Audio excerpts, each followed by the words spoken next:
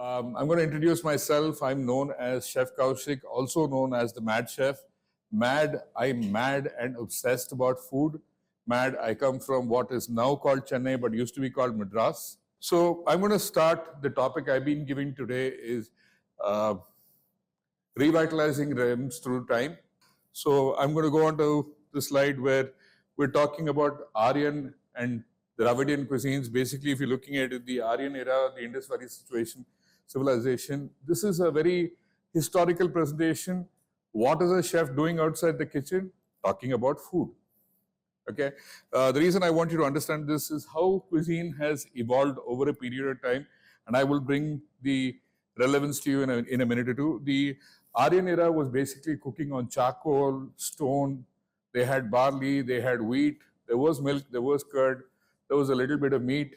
Okay, these are all ingredients that we use, but think of flatbreads and stews. These are the kind of things that they ate, and they would typically eat out of a terracotta pot or a stone plate. And then the Dravidian area is where, which is a little later on, and typically in the south, that is when kanji, ada, these kind of dishes came up, and historically that's quite a good one there. And a lot of invention, rice, dal, cooking on open flame, all that happened. Move on, we started getting a lot of invaders into India. Does anyone know why the invaders came to India? Yes, spices. Now we're talking about the Greeks. What is the relevance of Greek in India? How many of you know something called methi, fenugreek, menthium? It's not Indian. It came to us with the Greek. There is a story that fenugreek, grass of the Greek, came from Greece.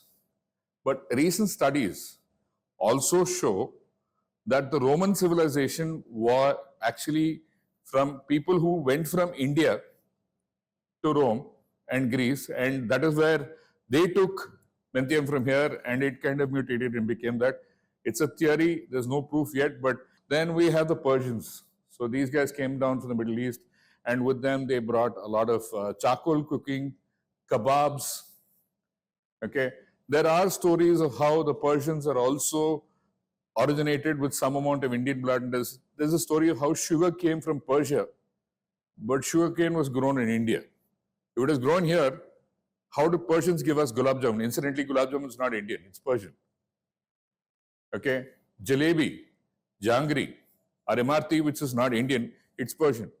But when you go back then in time and do a little bit of research, you find sugar started in India. So how do the Persians give us sweet if sugar came from India? We call a science called etymology. Etymology is the science of culture and geography. Etymology is the science of food, culture, geography, history. Okay, so I like to call myself an etymologist. And then we're moving to the Arabs. So what did these guys get? They started getting long grain rice, charcoal cooking, the origin of kebabs. So moving on, after the Arabs came Turks and Mughals. This was a brilliant time because at this time, you know what we got? We got biryani. Okay, and India didn't make biryani before. There are texts, Sangam literature, saying that we cook dishes, we put rice and meat with haldi, ginger. It was called unsor in the Sangam literature, but that's not biryani. Biryani is when you saute the whole thing. There are spices, and there is onion, there is meat, and all of them are cooked together. Technically speaking, when you say biryani, it was either goat or cow, that is mutton or beef only. Even chicken biryani is an aberration. Then starts prawn biryani, then starts egg biryani. Okay, being a purist, technically speaking, there is no such thing as a vegetable biryani. But yeah, we'll get away with that now. Okay. So Mughals got us kebab, they started cooking, the origin of the tandoor started, and then we move on to the colonial influence where we have the Portuguese. The Portuguese got us potatoes. Anything else? Does anybody else know what else they got? Something like Kerala is very, very famous for, Kandari Mulage. The chilies were brought to us by the Portuguese. So we didn't have chili before. How many of you like spicy food and think that chili has been Indian, everything has been Indian with chili in it? It wasn't. It was the Portuguese who got this. And the British. They brought in custard. Caramel custard, fruit custard, a whole bunch of things. Think about donut with custard in it, or a croissant with custard. We'll talk about that. So moving on, I'm basically here at the myths busted. Why am I doing this? Okay. How many of you think idli is South Indian? Indonesia. Chola Rajas and a lot of people from Tamil Nadu went out when they were going on a conquering trip. They went to Vietnam, Indonesia, and everything. There were a lot of intermarriages. There were a lot of queens who came from there, kings who went from here, and so on and so forth. So we didn't have steaming as a culture at all till the time that they brought back rice fermented, lacto fermented dishes like idli and steaming. Okay, so till then, in the beginning, when these dishes were brought in and the queens brought it with them when they came in, the utensils were not there in India. So if you're looking at what started off, the oldest idli in India is the Kanjivaram idli, which was done in a bamboo basket. That is why it's huge. Have anyone here seen Kanjivaram idlis? They're huge. They look like a tree trunk. Pretty huge, and they slice off the top. The next one here, I have butter naan and butter chicken. Okay, you all got the theme by now. I'm telling you that this is not Indian. So where do you think butter naan came from? Persia. So that is where they started putting in the naan. Okay, you go to America, everybody is talking about naan bread, chai tea. Naan is bread. Chai is tea. Okay, so when it started, it was not a butter naan. When did it become butter naan? When it started off in Delhi, post-independence, restaurants were running really well. They wanted to figure out some way to make the naan, which is usually maida. It starts becoming hard. So one way to make it soft, put a ton of butter on it. What happens when you put butter on it? Anything with butter or ghee is going to taste good. 1. 2, it's more pliable. 3, they can charge more for it. How many of you like butter chicken? Guess where butter chicken came from? Butter chicken was a dish invented in UK because restaurants, Indian restaurants that opened up their post-independence would have chicken tikka and chicken, which was way too spicy for the British. So what do? They put a little ketchup, they put cream, they put butter. What happens when you put all those three? The spice levels go down. Sweetie, and with a naan, it totally worked. Chicken a la Kiev. With that name, sounds extremely Russian. So could it be a Russian dish? Chef gets very brilliant idea of taking a chicken breast, slicing it open, putting in butter with herbs, rolling it, chilling it, putting it into crumbs, deep frying it. So when you cut it open, the butter just oozes out. Brilliant idea. But is that Russian? No. It's hardcore Indian. One Bengali cooks decide to make something that impresses the British Saab who's there, who's coming to the club, and they make it. Naam chicken a la Kiev. Why did they put it? He just decided chicken a la Kiev. Happens. Okay. Now we're talking about something that I find interesting, which is progressive Indian cuisine. So when you're going outside India, people want Indian foods and flavors, but they don't like to eat with their hands. They don't like to make a mess. Okay. They will not eat sambar sadam and curd rice because it's sloppy. They'll eat oats. They'll eat all that stuff. Okay. They'll have that for breakfast with a ton of sugar, honey, nuts, all that works. But they don't want to eat something that's like kanji, gruel, sambar sadam. So they want something looking good, feeling good, does a little bit of some kind of fusion and some kind of craziness. And that's where we have paneer makhani samosas, which are made with phyllo pastry, filled in and baked, not fried. So you get crispy, you get paneer makhani. Now the second dish is actually a khaman dokla and khandvi, but that's a modern presentation. If you can see, there's like that dokla there, there's khandvi, there's a sauce brush.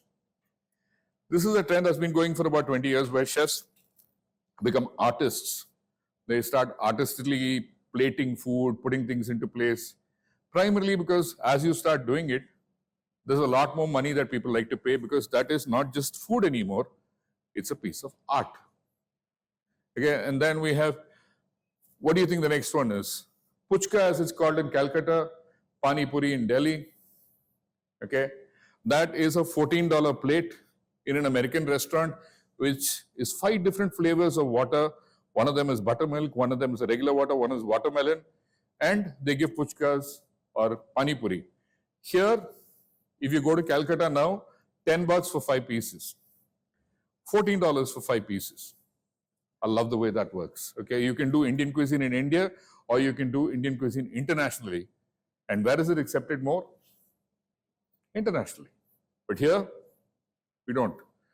I'm going on here. Now, this is where we're going to have fun. The first dish. How many of you have seen this viral dish that this man makes? Fanta Maggi. Okay, we're talking progressive cuisine. We're talking about how internationally food is. What do we do with food? We try to do the same thing, no? So what do? We make Maggi. Maggi works. 2 minutes. Masala is good. But we want to make more than Maggi. The whole funda is 2 minutes, but we have to do something to it. So where did we stop?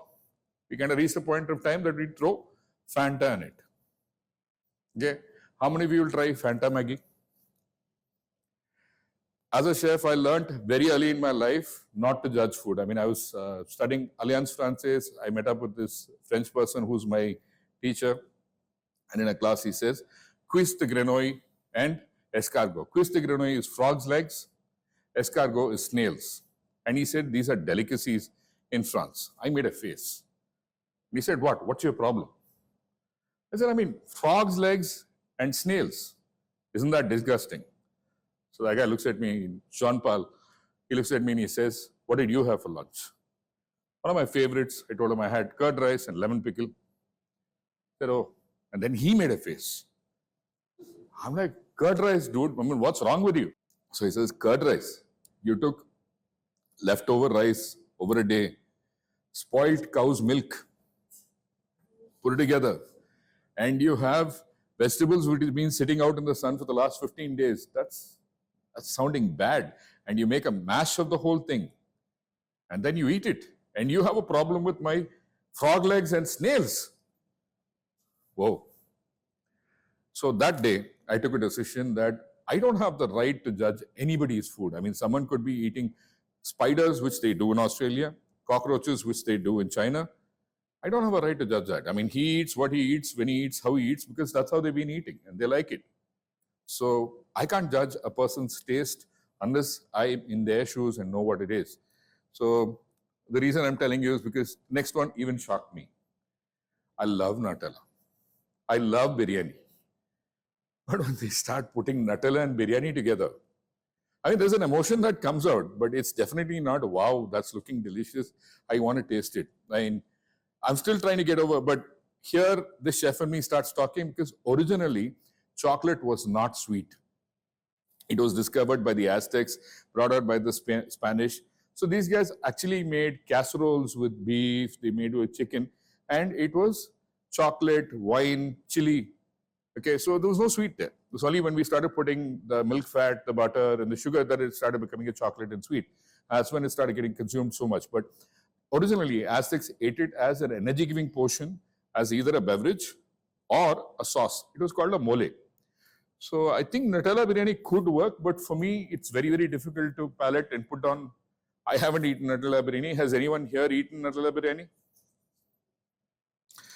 Gulab jamun pizza. Okay. This I could still manage as long as the topping had some cheese, it had a nice feta, there was a certain saltiness to it, maybe some kind of sweet, honey, cream. I could still eat that. Fried chicken with ice cream. Have you? You had that? You have? You like it? Yeah, it works because if you're looking at it, when you go to New Orleans where the fried chicken started, they would eat it with waffles and honey. Okay.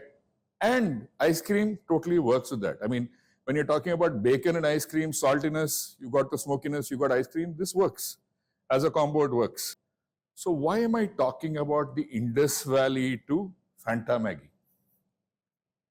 Okay, we are here sitting down thinking that chilies have been grown in India all along. Tomatoes have been here. So we're saying tomato rasam. It didn't happen before the 17th century. So when tomatoes came down from the other parts of the world, usually by the Spanish who came down and the Portuguese who brought tomatoes, in their region, it was considered a poisonous, toxic vegetable. So they would not eat tomatoes. They decided to dump some. They had some in their plant. They came here. They wanted spices. They wanted yelaka. They wanted star anise. They wanted pepper. So what do? They gave us tomatoes. We gave them spices. Why? Because tomato was exotic for us. So when I'm saying Fanta Maggi, today, it is a little shocking. It's a little upsetting. How do you think tomatoes were there? At that time, tomatoes were pretty much that way. But think of today, Indian food without a tomato in it. Okay, now the real shocker. Onions. Indian? Iranian? Tell me one dish you can make in India without onion. I mean, a few yes, but can you think of food without onion in India? It wasn't Indian to start off. So, what am I trying to say here to you? I'm trying to tell you that basically, all of us like to live in a comfort zone. We like our creature comforts, the sofa, the TV, the AC, okay? That's great. How many of you like the comfort zone? Now, if someone here is going to tell me they don't like comfort, I'm going to talk to you outside. Everybody likes comfort. We want the AC on, we want a nice padded chair, we want all this. But when do you actually do something in life? When you decide to live in the discomfort zone. You never get anything done in comfort. Okay? Finish work, come back, turn on the lazy boy, you've got the air conditioner running, you've got the home theater going on, you're sitting and chilling. What happens? You vegetate. You become a couch potato, you kind of just slump, you get bad posture, you just chill. Totally works. But if that is life, it's not going to work. Discomfort zone. Put yourself out there where you're feeling uncomfortable. If you're scared of heights, climb a mountain. Jump off a plane. If you're scared of darkness, learn to live in it. Appreciate it. If you're scared of spiders, get into a place full of spiders. Face your fears. What is your fear today? Make it your strength tomorrow. Okay.